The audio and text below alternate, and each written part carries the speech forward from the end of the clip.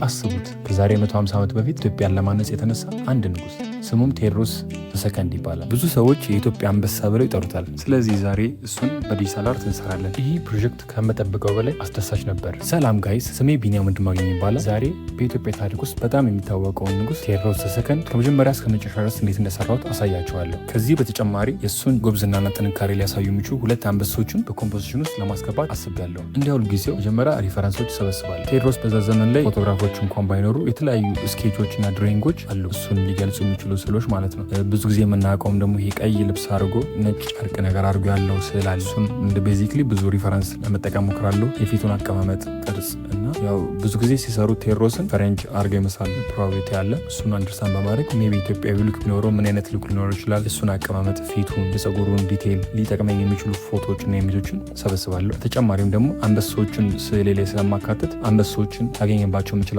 ሪፈረንሶችን ኮሌክት አድርጌ በእነሱ እጀምራለሁ ማለት ነው። ኦኬ ስኬች ታይም። በመጀመሪያ የንጉሱን አቀማመጥ እወስናለሁ። ከዛም በመቀጠል በሁለት አንበሶች በዙሪያው እንዲቀመጡ ነው ያሰብኩት። ብዙ ጊዜ አንበሶችን ለማጠቃለል ለሞከርኩበት ሪዝን የድሮ የቴዎድሮስ ስዕሎች ላይ አንበሶችን በዙሪያው ያስቀምጣሉ።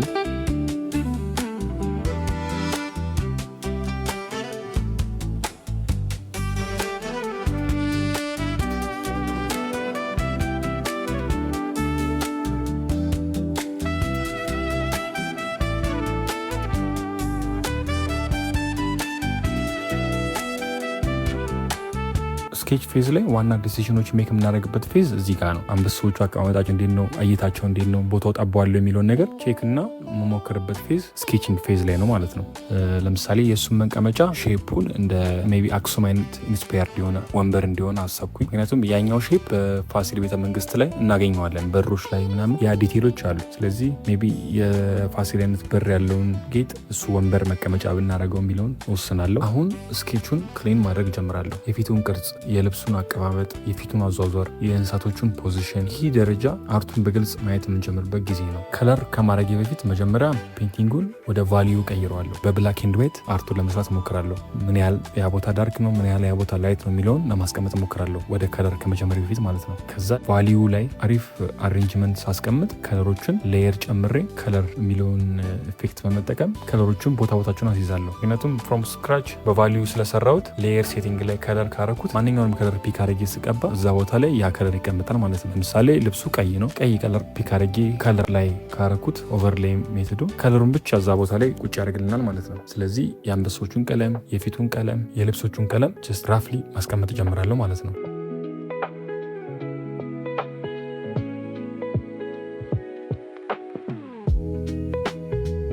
ላንድስኬፑ ምን አይነት ቦታ ላይ ነው የሚሆነው፣ ምን አይነት አካባቢ ነው የሚቀመጠው የሚለውን ነገር በዛው እያየው እያስተካከልኩና መቀየር ያለብኝ ነገሮች ካሉ እየቀየርኩና እያስተካከልኩኝ ፕሮሰሴን እቀጥላለሁ ማለት ነው።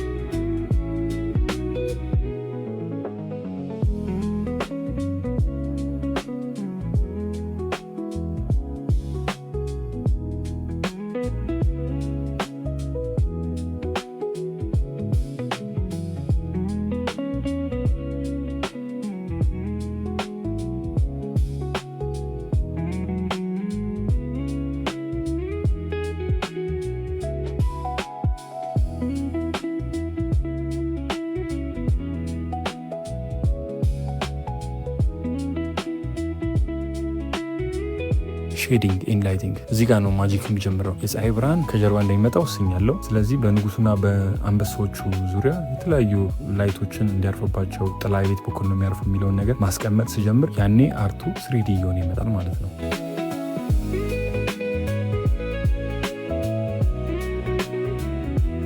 ከዛ ከዛ ቀጣዩ ፓርት የሚሆነው ዲቴልስ፣ ፊቱ ላይ ያለውን ዲቴል በማስቀመጥ ያሉትን ሪፈረንሶች ቼክ በማድረግ ኢትዮጵያዊ ሉክ ቢኖረው እና ምን አይነት መልክ ይኖረዋል፣ የጸጉሩን አቀማመጥ፣ ብርሃኑ በጎን በኩል ይመጣው ፊቱ ላይ የሚያርፈውን ስናስቀምጥ ሞር ሪያሊስቲክ እና መልኩን እያያዘ ይመጣል ማለት ነው። በተለይ አይኖቹ አካባቢ የአንበሶቹ የጸጉር ፓርት ብዙ ጊዜዎችን አሳልፋሉ እነዚህ ፓርቶች ላይ። እነዚህ ትናንሽ ነገሮች ናቸው ስራውን ከጥሩ ወደ ልዩ የሚወስዱት። የመቀመጫውን ዲቴል፣ ልብሶቹን፣ የአንበሳዎቹን መልክና ቦታው ላይ መዋሃዳቸውን በደንብ ቼክ እያደረኩኝና ብዙ ሰዓቶችን ዲቴሎች በማሳለፍ ከርቀት ደግሞ ያለውን ሜቢ አካባቢ ትንሽ ለመግለጽ እንዲመች የፋሲል ቤተመንግስትን ራፍሊ ወይም በትንሹ ለማስገባት እሞክራለሁ ቦታው ላይ እንዲዋሃዱ ማለት ነው።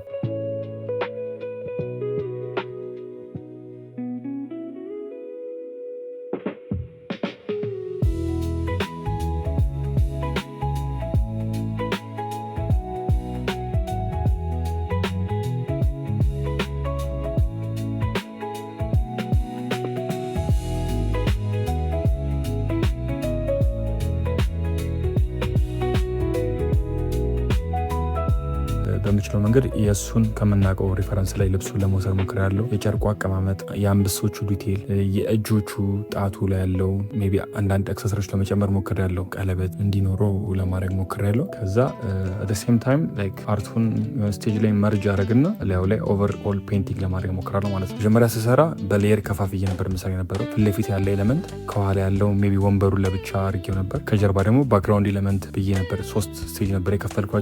ከሆነ ሰዓት በኋላ መርጅ ያደረኩኝ ላዩ ላይ ኦቨር ፔንት በማድረግ የአንበሶቹን ዲቴል በመስራት አይናቸውን፣ ፊታቸው ላይ እና እንዳልኳችሁ ወደ ሴም ታይም ልኩፋይን በመጠቀም ፖዚሽናቸው ልክ አይደለም ብዬ ማሰባቸውን ኤሌመንቶች ቀስ እያልኩኝ ጠጋ እያደረጉ አስተካክላለሁ ማለት ነው። ሞር አርቱ ፕሮግረስ እያደረገ ሲመጣ መጨመር ያለብኝ ዲቴሎች ካሉ ለምሳሌ ልብሱ ላይ ያለውን ዲቴል፣ ወንበሩ ላይ ያሉትን ሜይ ቢ ፓተርኖች መጨመር ካለብኝ እነሱ ላይ እየሰራው ሄዳሉ ማለት ነው።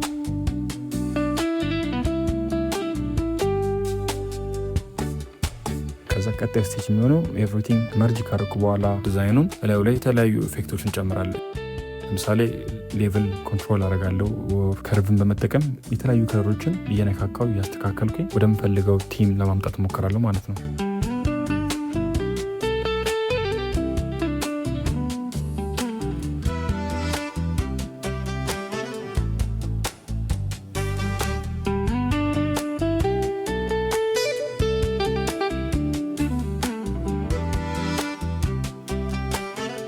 ስለዚህ የተለያዩ ኢፌክቶችን በመጠቀም ኤዲቲንጎቹን ይሄ ሚድቶን እና ቫሊዩን ኮሬክት በማድረግ ከለሮቹን ፋይናል ሪተች አደርጋለሁ ማለት ነው። እና ይህን ይመስላል ፋይናል ሪዛልቱ። ንጉስ ቴዎድሮስ በክብር ቁጭ ብሎ በአንበሶቹ ተከቦ ይህን ዲጂታል አርት ስለሰራሁት በጣም ደስ ብሎኛል። ታሪክና አርትን አንድ ላይ ማምጣት ሁሌም ልዩ ስሜት አለው። በቀጣዩ ቪዲዮ የትኛው ታሪካዊ ሰው እንዲሰራ ትፈልጋላችሁ? ኮሜንት ላይ ጻፉልኝ። ቪዲዮን ከወደዳችሁት ላይክ እና ሰብስክራይብ ማድረጋችሁን አትርሱ። See you in the next one. Thanks.